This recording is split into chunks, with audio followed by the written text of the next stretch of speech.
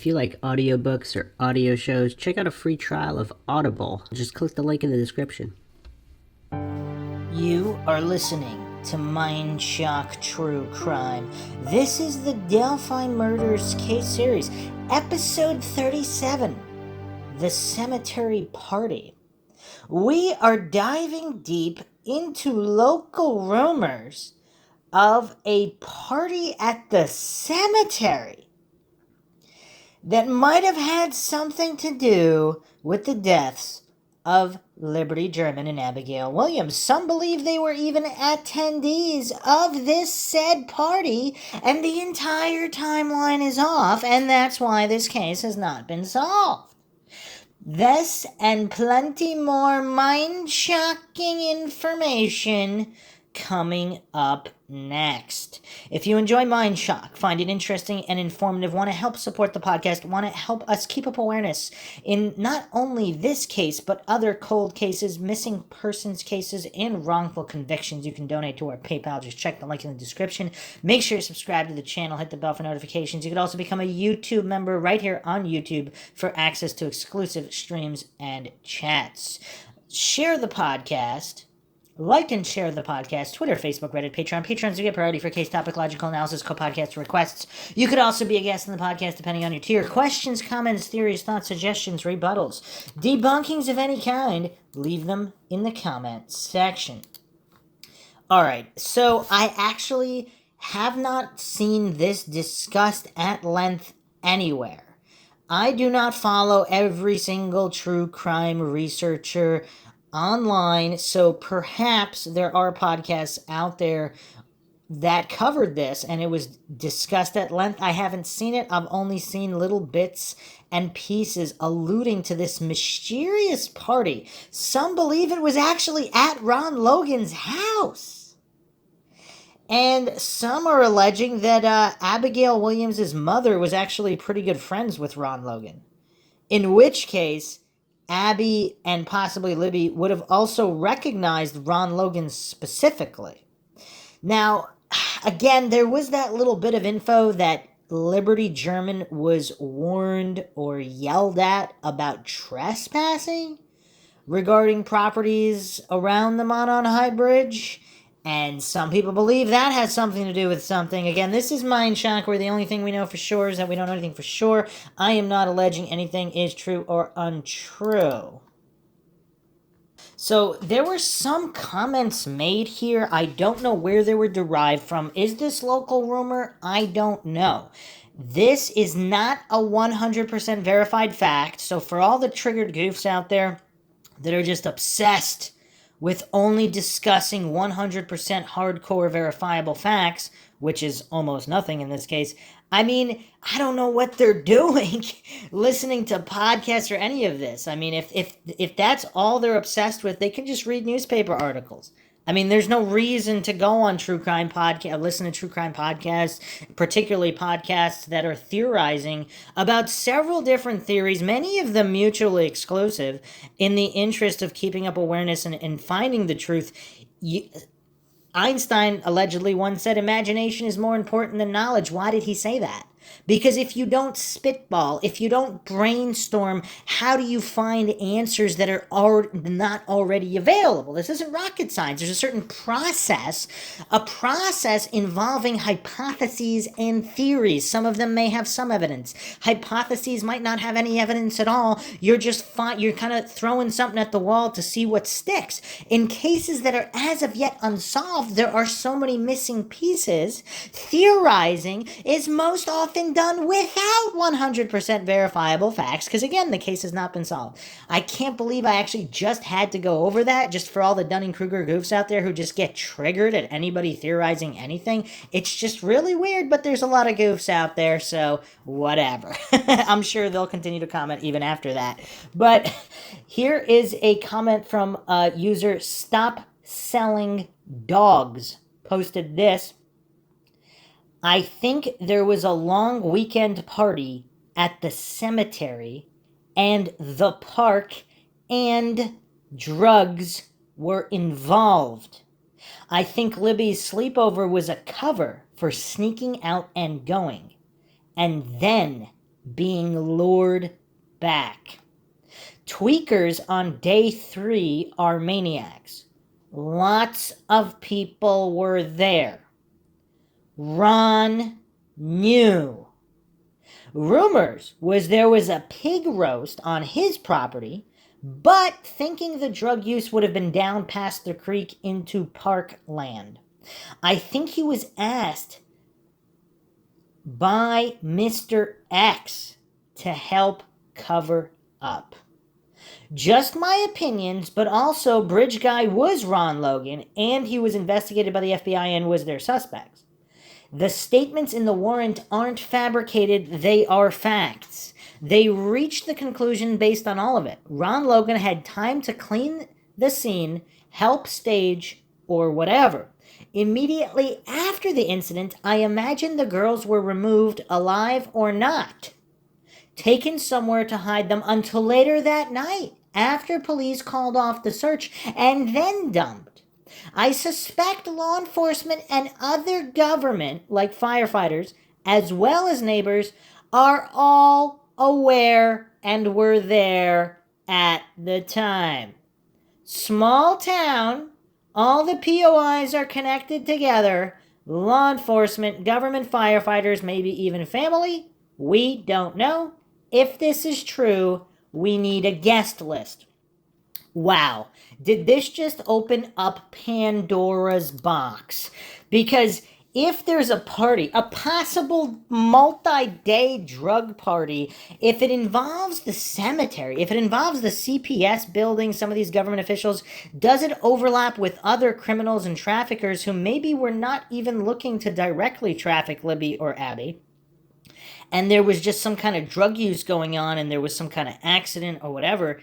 If it can be established that there was some kind of long weekend party at the cemetery here, and then again this rumored pig roast on Ron Logan's property, and then of course Ron Logan had that house guest, allegedly, had the house guest on his property, which nobody knows anything about. So when Ron Logan was going to the dump, the fish store, the bar, whatever, what was his house guest doing? I mean, these are all unanswered questions. Again, this is all hypothesizing and theorizing. I am not a local. I wasn't there. I don't know. And unless somebody was, they don't know either. They can hallucinate and pretend to know, but nobody knows what was going on at that time unless they were there. So if there is some kind of party with drug users and all of this, I mean, people have long speculated there's something extremely wrong with the timeline, particularly the day before. Like, what's going on with the sleepover? Where are these girls exactly? Are they sneaking out, sneaking back in? I mean, can all their movements be 100% accounted for the previous 24 hours? Or even 48 hours? I mean, you would think law enforcement would do it, but if the grandparents are basically saying, oh yeah, they were in the room or whatever, do they know that for sure? I mean, come on now. Teenagers sneak out at night. Teenagers sneak out and go to parties. I mean, I don't know if there's anybody out there that's denying that teenagers do that. Now, did these two particular teenagers do that? We don't know that information. Again, unless somebody had eyes on them that night, you don't know what they did. I mean, how often have teenagers snuck out of the house when their parents would swear they were still in their bedroom? And then they sneak back in the next day, nobody's the wiser. I mean, seriously, are we dealing with millions of incidents here? I mean, all the Mindshock listeners can chime in here. How many teenagers have snuck out of the house to go to a party and the parents were none the wiser? And maybe they did get caught once or twice. How many times did they not get caught? I mean, these are the important questions here when you're establishing controls, when you're trying to figure something out. You can't just hallucinate, oh no, that's far-fetched. A lot of goofs do that. Far-fetched, long shot, unrealistic. There's a lot of goofs out there. But that, I mean, yeah, so if Ron Logan is having some kind of pig roast party, Mr. X is there, other locals are there, I mean, what do they know? And this also opens the door to those satanic theories that a lot of goofs like to poo-poo, as if there are no Satanists in the world, and if they never have parties at cemeteries ever, and they never do drugs. Obviously they do. Is that what happened here? We don't know. I am not hallucinating to know likelihoods. I am not saying it is or isn't likely. I'm not saying it did or didn't happen. But if there's any truth to these rumors, I mean, that really opens the door for a lot of weird satanic possibilities.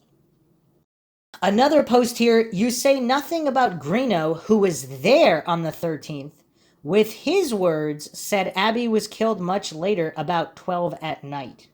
Okay, I mean, we're going into real Mindshock land here. Again, trigger warning for all the goofs who can only listen to words on law enforcement reports. I mean, this is clearly not for them. So, apparently, Anthony Greeno, again, a highly controversial figure in the Delphi case. I mean, this supposed local who knew a lot of these people, directly connected to a lot of these people, and this allegation is that he was there on the 13th, and he stated Abby was killed later, 12 at night. So some responses to this comment here. The party on Sunday night the 12th at Ron Logan's.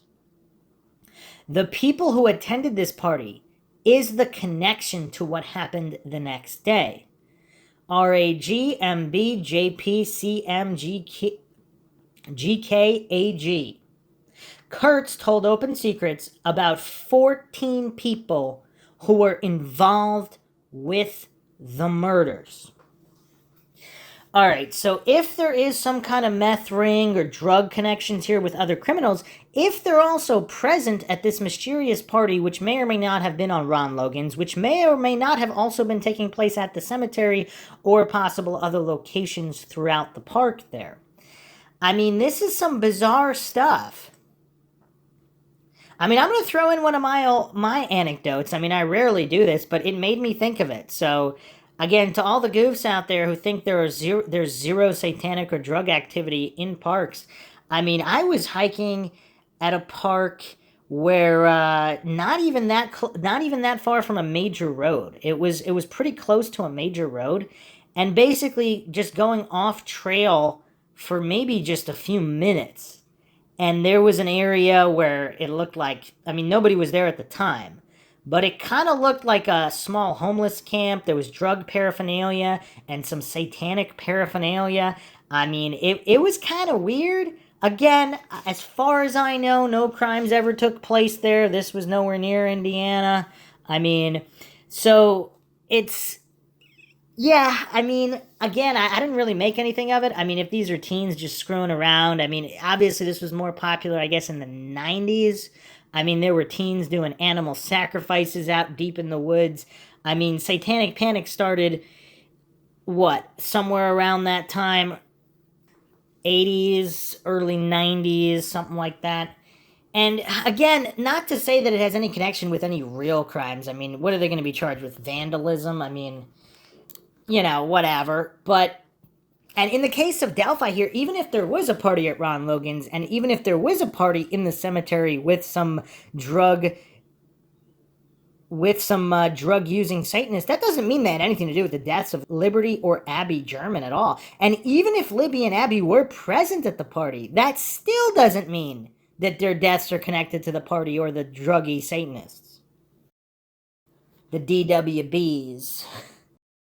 Let's keep that in mind. Let's not fall for these false dichotomies here. So, even if this is all true, that doesn't necessarily mean it's directly linked to their deaths. So, another response here. Did the police round up all these people, scan their cell phones, check tower pings? Why was this old man having a party? And if so, why is he having a party with young devil-worshipping people, if that's what happened? I could see having people over to watch sports, maybe. He was drinking Sunday, Monday, Tuesday. When did his stepson die?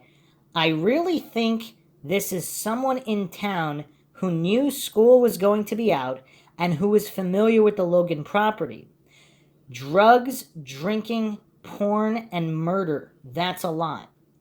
Also, was there a porn ring and a drug ring?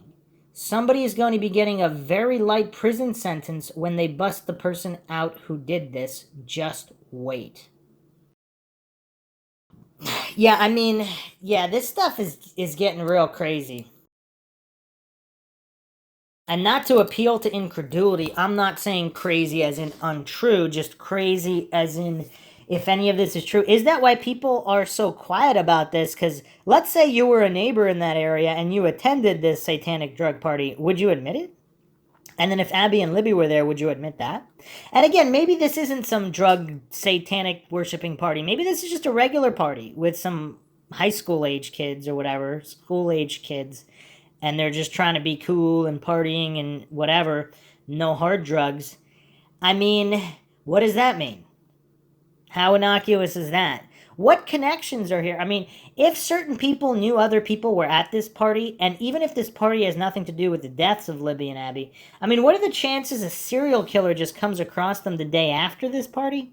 But why would they specifically want to go back to the bridge if there was a party there previously? I mean, unless it's just the most popular hangout spot ever, and all these people are just going there all the time anyway, so that's establishing controls. But if they don't normally go there, I mean, that is kind of weird. The other thing's kind of weird is, I went over this in previous episodes, the spot under the bridge. Like, there was a known party spot under the bridge where teens did go to drink and possibly do drugs, whatever, just like a hangout spot. There's even photos of, like, beer bottles there when I went over this in the previous episode. I mean, how much does that have to do with anything? I don't know. Here's the final theory here regarding all these rumors and parties. An astute Mindshock listener threw out this theory, which is interesting to say the least. I also think maybe they were out partying all night with people their own age when trying to get across the bridge to get home, and they were horsing around and Libby fell. When they all ran down, Abby freaked out and they hurt her, hushing her up, then staged it to look like something else. I don't know if that's, she wrote here, Gabby. I don't know who Gabby is. Gabby or Abby? So, okay, let's look at this theory. So, if there's an accidental death or two, would druggies or even non-druggy teenage kids, possibly early 20s, in a panicked stupor, would they plant video of, like, let's say they did see whoever bridge guy is, they filmed him. Let's say there was an altercation previously about getting yelled at for trespassing, and then the altercation was over. It's over. And then this accident happened however many hours or even days later, and someone planted that on the phone to make it appear like it was that day. Or are law enforcement just that dumb they assumed the incidents were connected? Because let's say chronologically, the video timestamp, metadata, it all matches up. So, but they didn't die there at that time. They left or were taken elsewhere or were even at one of the neighbors' houses for however many hours. Then they're killed later, but law enforcement, for whatever reason, thinks they were killed immediately after the video. And is it possible that Bridge Guy, the video, has nothing to do with their deaths? Because if that's just them getting hassled by Ron Logan or someone else for being on the bridge is dangerous. Because, I mean, if Abby's mother really is friends with Ron Logan, did Ron Logan feel a responsibility for telling them to get off the bridge? I mean, and that's it. Ron Logan had nothing to do with anything other than getting them off the bridge and telling them not to go on the bridge again. And that concludes his involvement. Or if a bridge guy's not Ron Logan, that concludes bridge guy's involvement. So despite what police say for whatever reason, again, if something happened, let's say it was an accidental death, and then it was made to look like murder after the fact, or even if it was murder, if that's all after the fact involving individuals that law enforcement want to protect, would law enforcement concoct a narrative and try to blame a guy on their phone, the guy on the phone? Maybe they're trying to blame Ron Logan even. What if they knew the whole time that the incident with the bridge down the hill, don't trespass, what if they knew that was all not connected to their deaths? And this is just being used as an intentional red herring.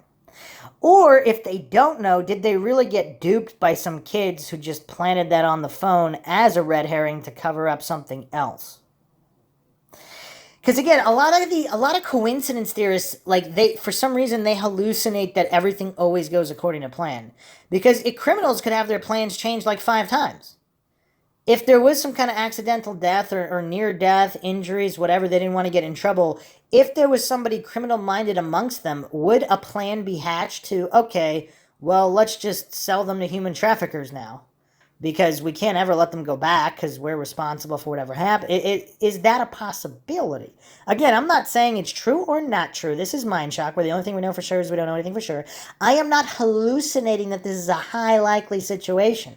I'm not hallucinating any likelihood whatsoever. We're simply going over all different possibilities because this is Mindshock. If that triggers listeners to theorize and utilize thinking abilities instead of just reading a news report and only discussing verbatim what's in the news report, then this is clearly not the podcast for you.